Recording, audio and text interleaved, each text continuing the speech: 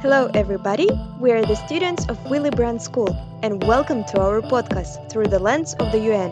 In a short while, you will listen to the most pressuring issues around the world from the United Nations perspective. Hello to everyone, and welcome to another episode of Through the Lens, which discusses how the UN deals with most pressing global issues. This is Jesus Resulo, and I'm joined by. Gina George, and in today's episode, we are getting into one of the most discussed topics in the UN since the 1990s, the problem of climate change and how to ensure a transition into green energy that is both fast and inclusive. That's right, Gina. I don't think there's anyone in the UN that opposes making energy greener. Instead, we have clashing positions on how this new energy war should look like. Being a global forum, it is normal to see different opinions of how should a new energy order be. Here, aspects of property rights, development, climate change, and sovereignty clash and make the problem even harder to solve. Let's get familiar with some of the terminologies that are going to use in this episode, okay? First, we need to talk about the main topic that is energy transition. Nowadays, most countries depend on fossil fuels such as coal, oil, or gas to obtain electricity, heat, or to transport. An energy transition comprehends changing from these fossil fuels to alternative energy sources such as wind, solar, or hydrogen. The final goal is to reach something that we call net zero emissions. And what is that? The point is not to completely stop producing greenhouse emissions. That would be virtually impossible. Net zero means that even though we produce CO2, we have enough capacity to eliminate CO2 from the atmosphere that the final balance is zero. So, to eliminate emissions, we have several ways, from trees to machines that absorb CO2. Well, we have a great episode ahead of us, so with no further ado, let's start.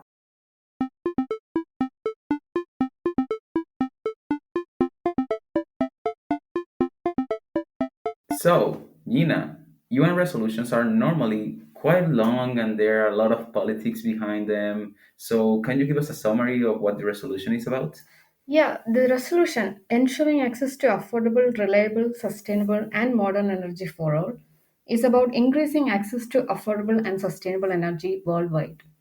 The UN declared the years 2014 to 2024 the decade of green energy. Each year since then, they have published a resolution on green energy. So, it's green energy and climate change a big topic in the UN? It's huge. Climate change is one of the biggest global challenges, something that governments cannot solve by their own. And energy consumption represents over 60% of greenhouse emissions worldwide. That's a lot. I have also read that energy is a constant health, economic, and political problem. According to the report of the resolution that we read, indoor air pollution caused by the use of fossil fuels when cooking created over 4.3 million deaths only in 2012, mostly children and women. Yes, and it is interesting to note that economic problems due to high energy prices tend to affect energy importing countries, particularly developing countries like the Caribbean islands or sub Saharan African countries, hindering growth and development. Yeah, you're totally right. So that makes a lot of sense of why the UN is talking about this topic for over 2 decades, right? It has become one of the biggest fora to discuss about climate and create mechanisms to reduce CO2 emissions. This resolution must be just another step ahead. Yeah, and this year it was proposed by Australia, and as it tends to be, it was supported by all countries. It did not even need voting. Wait, so there was no discussion? Of course, there was. Affordable and sustainable energy is something countries agree that needs to be promoted, but how this energy looks like and how fast is a completely different story. On the one hand, Russia and the US complained about not including fossil fuel energies in the mix, and they focus on the idea of making a low emission society, not a low carbon one. On the other hand, Balkan states and the UK focused on the fact that we are running out of time and we need to work harder in transforming our energy systems. They also talked about using the COVID crisis as an opportunity to rebuild the economy greener. So a lot of different views, points of views here. It is so weird also to see a debate in a resolution that is so broad and covers so many things. Yeah. So, Jesus, what do you find interesting so far with the resolution? I mean, there are a lot of things. The resolution talks about almost every problem regarding energy transition. It talks about climate change. It talks about the importance of making green energy a tool for development. Also, the worries of non-sustainable heating and cooking methods and developing countries. The role of gas as an energy transition source, and the importance of both state intervention and market mechanism is a mouthful. It's a lot. Yeah, I mean, that's a lot to take in. But are there any concrete policies or initiatives derived from the resolution? Not really. The resolution almost tries to make everyone happy, so it does not encourage any concrete action and constantly talks about how states and their sovereign right to decide how and when they want to decarbonize. Well, we also need to keep in mind that the General Assembly has little power over states, and the resolution doesn't even have a budget attached to fund the former green initiatives of the UN or create a new one. Well, it seems like the resolution is almost hollow. That's what I was thinking. Then, what can we take from this resolution and the work the UN has done until now to ensure the green transition?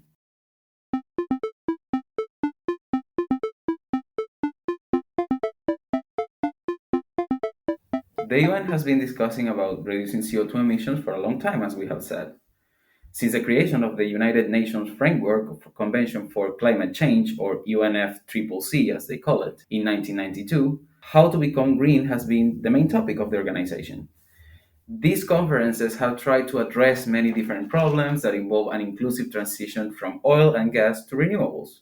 We talk about technology transfer, we talk about financing, we talk about access to high skilled workforce, etc. We can also see that to finance the transition to green energy, the UN created procedures such as the Clean Development Mechanism or the Green Climate Fund. These are all mechanisms to help developing countries to finance green energy initiatives in their own countries. Several frameworks to transfer green technologies have been put in the Bali Action Plan of 2007 and the Paris Agreement of 2015. So there are a lot of things the UN has tried to do a lot, but unfortunately, we are not even close to reaching a global energy transition. We are quite far, to be honest. According to Intergovernmental Panel of Climate Change, we are falling over $1 billion short on green investments every year to reach zero net emissions by 2050. To do so, countries will need to reduce their emissions by 7% each year. That is the amount of emission reduction that we only reached by COVID crisis. That means we will need a COVID crisis each year in emissions reduction sense. This is not the job of developed countries anymore, as many people think also. Now over 60% of world CO2 emissions come from developing countries, such as China, India, and even Russia. Yes, and what is worse, the inequalities of opportunities for reaching the said transition in time is getting wider. Countries that are desperate to provide energy to its citizens invest in fossil fuel storage and energy production capacities and lock themselves slowly into polluting sources. Technology transfer of renewables is hard, and sometimes there is also little to no political will to change the energy model. So, Gina, what do you think is the UN missing then to help reach a true energy transition? I mean, we have all these mechanisms. Well, according to Nobel Prize winner in economics William Nordhaus, it might be a problem of creating the right institution. The greatest issue with environmental problems is that it cannot be constrained to country borders. So, CO2 emissions won't obey the law and stay in the French borders, or oil spills from Venezuela don't respect Colombian waters. Yeah, you're right, Gina. I mean, the problem becomes even harder to solve when we think about the interest that this energy transition damages, right? In a globalized world, if a country enacts an eco friendly policy, for example, a carbon tax, polluting companies can change their production centers to countries with weaker environmental laws, changing the problem from place but not solving it at the end.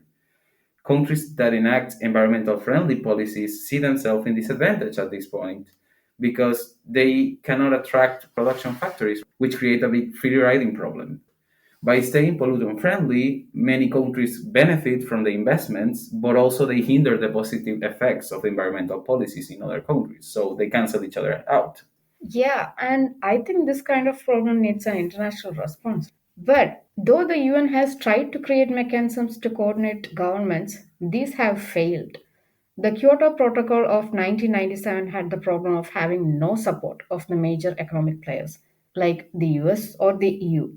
Meanwhile, the Paris Agreement of 2015 gives a lot of autonomy to governments regarding how much they are willing to decarbonize, making it even harder to enforce. And this is why the EU is completely committed to reducing their emissions, right? They have been for years trying to be the green bastion of the world, and now they're trying to make other countries follow suit.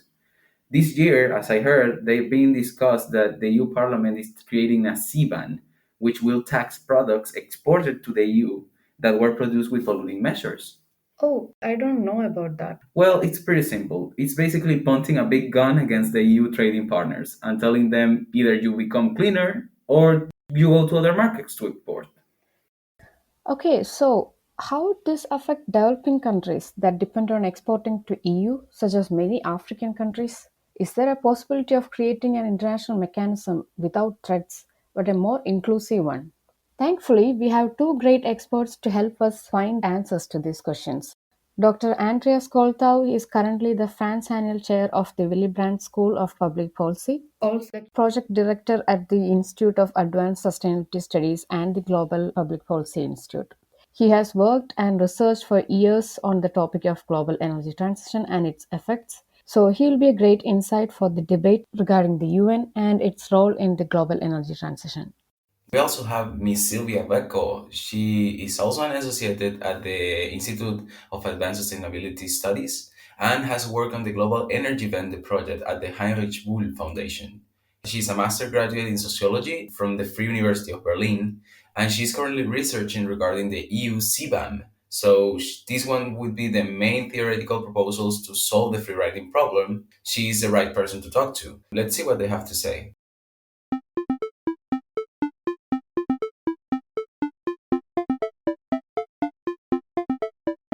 Thank you so much, Sylvia, for being here with both of us to talk about this topic so important about the UN. Yeah, thanks for having me. I'm excited to talk about the CBAM and the UN together. Thank you. So, Yeah, so our first question is, can you tell us a little bit about what a CBAM is and what is the EU trying to do? Sure. So the CBAM stands for the Carbon Border Adjustment Mechanism. And basically, it's a policy or a package of policies that the EU is trying to introduce to address the problem of carbon leakage. And when we talk about carbon leakage, we basically mean when the production of something moves from one place to another. And in this kind of movement, you also see emissions rising or staying the same. So, one example could be there's been a lot of carbon leakage because of globalization, because more things are being made in China now, for example, which has a higher carbon content. And what the EU is nervous about now is that it could be that this very ambitious new policy, the EU Green Deal, could actually result in some relocation of production. basically, it would be changing place, but not changing policy. It's not changing amounts. Yes, exactly. Changing place and even could even eventually get higher. So that's what the border carbon adjustment mechanism is supposed to prevent. Okay, awesome. So basically, this measure, I think it's quite coercive or aggressive. This measure because it's unilateral. It's from the EU. It's telling the world, well, you better decarbonize, or you cannot come to our country as an import market. But how could this CBAM negatively affect developing countries in their opportunities for decarbonizing on time? So could they affect them negatively, and are there any mechanisms that the EU is working on to avoid these negative effects? The thing about the CBAM, it's a unilateral measure. Yeah, you're right, and it's one that basically one country or group of countries can decide and implement. At the same time, it's only coercive in the sense that it will only apply if exporters to the EU will only have to actually pay this fee if their emissions are higher than the EU, or if they don't report their emissions. So this we've actually been looking into this a bit. My co-authors and I have been trying to assess whether there's some risks of a CBAM. And yeah, basically we find that there are certain countries in certain regions that will see a risk of shrinking exports to the EU. And that's because of very high carbon intensity of production of certain goods, and also a lack of statistical capacity. And so far, we're speaking now about 2 weeks before the EU is actually going to release their policy. So everything that I'm going to say now about the CBAM is guessing based on the best available information that we have right now. That's completely fine. Okay. So yeah. So basically, there will be a relatively small set of countries that will see this risk, but the risk will be high because it's going to focus on a couple of goods. And so in Eastern Europe, there will be some countries, but also maybe some countries in Africa as well. And so I think so far what the EU has done is have some consultations with different stakeholders, and they have obviously done their own impact assessments. But it's not clear in terms of funding what they're actually going to do. Okay. And so the rapporteur for the Greens, who's working on this issue at the EU, was saying that a lot of some of the funds that the CBAM will eventually gather should be used to help developing countries with the energy transition and with decarbonization. But then when the Parliament passed a resolution in March about the CBAM, they basically said the funds should be used for the EU budget.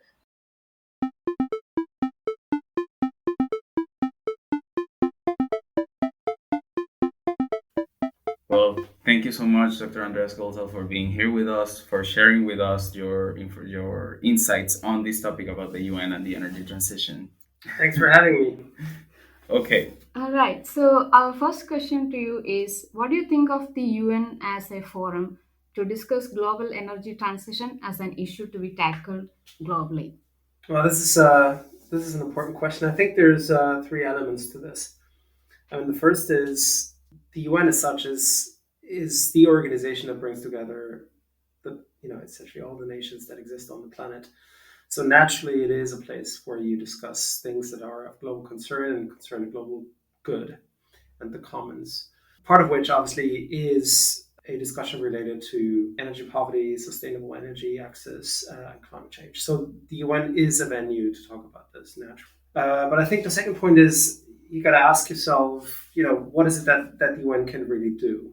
And I think there's three things that are related to this. The first is the UN can draw attention to something. A resolution is something that is hardly enforceable, at least on that level. But there's a second important element to this. The UN can take action in specific fields. And if we go back to the topic that we're talking about, the UN have launched the Sustainable Energy for All initiative already in 2001, I think it was. And it is an initiative that has a lot more teeth, simply because it generates agendas. There's resources devoted to it. The agenda gets mainstreamed into various UN agencies, including UNDP and other agencies, which then start acting according to the principles of that agenda. So that's a lot more tangible. And then there's a third thing that I think is important here, which is the venue where a related but very important aspect is discussed, which is climate change, and that's the UNFCCC. The UNFCCC is not about clean energy access. It's not about sustainable development, but essentially it is about decarbonizing the energy system, as part of which we've got to think about the energy system of the future, how decentralized it can be, what roles local communities can play in all of this, and how we can make it happen in terms of finance, technology, and all the aspects that play a role. Okay, that's sincerely impressive. Like, it's not only the problem, the thing that the UN has been talking about energy transition for decades, because it's a problem that has been talking for decades, but also it has created this amount of bodies that try to create more, as you say, teeth to the resolutions, to the agreements that they are given. So I wanted to, something that many scholars have talked about, and maybe I haven't seen it that much in the UN resolutions, in the UN bodies, is the problem of free riding. So are there any resolutions in the UN or any bodies in the UN that are tackling this free riding problem? As far as I'm aware, there's not the specific resolution that says, look, please abstain from doing global free riding, because at the very end, what we're seeing here is an adverse incentive structure that you can hardly overcome by passing a resolution. That's simple game theory. Uh, and if countries want to keep on polluting at the expense of others and at the expense of the global climate, then they can still do that, because there is it's rational to do it to some extent. Second, it's going to be hard to sanction them. Yeah. But I think there's two other aspects to this. The first is the free rider problem pertaining to the global carbon sink, which is finite and everyone can fill it. And if you claim a bigger share without asking the others, there's not a lot of things they can do. This is something that that again the UNFCCC and the COP process have tried to solve. Now, the first way to do this was by way of creating the Kyoto Protocol, which, I mean, just to make this very simple to some extent, It didn't work. well, first of all, it didn't work. But second, it also had a certain logic to it. It was very top down to some extent. Guess what? It honestly didn't work. So because a top down process works barely, if at all, particularly if you cannot enforce it. So what did the Paris COP do 5 years ago, 6 years ago? It flipped logic. It said, look, we're not going to tell countries what to do. We're going to ask them. So we're going to ask a given country what they can do, what they think is feasible for them, and what they can do in terms of reduction of carbon emissions and decarbonization of their energy systems within the next couple of years. And that's what we call the NDCs, national plans describing decarbonization pathways. Overall, well, it might not get us to the Paris targets, but it might get us to a certain degree, or somewhere at least. Yeah. And next time round, 5 years later, you ask them again and go like, okay, you have done the stuff that you said, and where do you stand? Do you think you can essentially enhance the ambition a little bit? Yeah. Can you ratchet things up a little bit? And so you have a ratcheting process, a step-by-step process where countries raise ambitions every time round, ideally, and some countries might not, but some countries will, and most of them will. And as we have seen for COP26, that's precisely the COP this fall, where the updated NDCs have to be presented. Many countries have, in fact, done this, including developing countries. They have presented NDCs that are more ambitious than the previous ones. Now, the reason I'm saying this is because it's not only about flipping the logic, it's also about how you create commitment. It tries to create an incentive system that commits states to doing the right thing, despite the fact that there is an adverse incentive at play.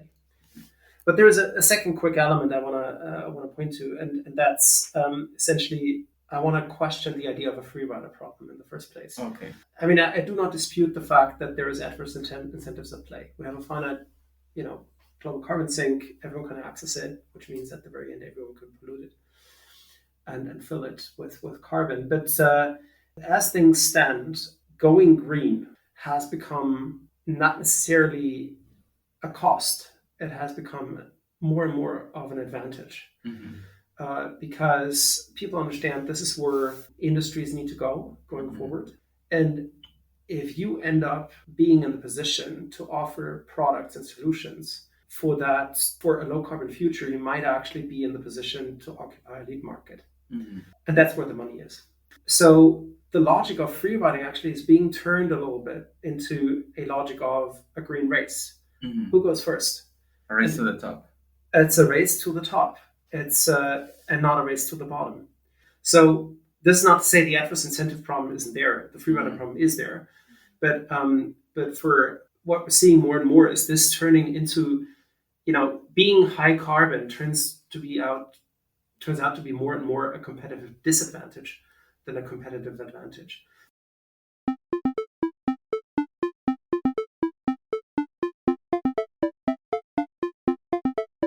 This has been a great talk, and though sadly we need to end here, I think it is important to leave some key points for our audience and maybe something to take from it. I agree. I think the first takeaway is that environmental problems are extremely complex, and even when we try to solve them, we will find other problems on the way, such as how to distribute it, at which price it can be sold, which countries can access to green technology, etc. Also, Dr. Golthaus and Ms. Waco's interviews show how hard it is to make such a top down approach, like the EU CBAM, work without creating negative effects. Totally, I agree. I think also it is important to highlight the importance of the UN has as a resonance chamber for ideas and as concepts, Maybe the resolutions cannot enforce mechanisms, we have talked about this a lot, but they do bring the topics to the international debate, and sometimes that might be the kickstart for real change. Yes, and Jesus, I think at the end, since the UN is the biggest international forum, something that can be done is to include other actors in the discussion. Dr. Goltha talked about how the Paris Agreement was successful compared to Kyoto, thanks to the bottom up approach of asking states what they can do instead of demanding them to do something. Maybe instead of trying to create a climate club, creating a forum including actors such as enterprises, financial sector, and NGOs could be a better solution. I mean, this will surely create a lot of discussion and debate, but in the end, could become another step to get a solution for the global energy problem. I completely agree with you, Gina. I think it's a great insight. So thanks a lot to all of you listening to us and sharing with us these amazing topics and insights. This is the end of our episodes, but do not worry that there will be more to come. This has been Through the Lens. Don't forget to share with your friends if you liked it and follow our different platforms to find out when we post a new episode. Thanks a lot again. Have a great week. Bye. And with that, we have come to the end of today's episode. A big thank you to all of the listeners. We will be back with another discussion next week. Please don't forget to subscribe and share. And for the curious ones, visit us at Willy Brandt's Bulletin page for more episodes.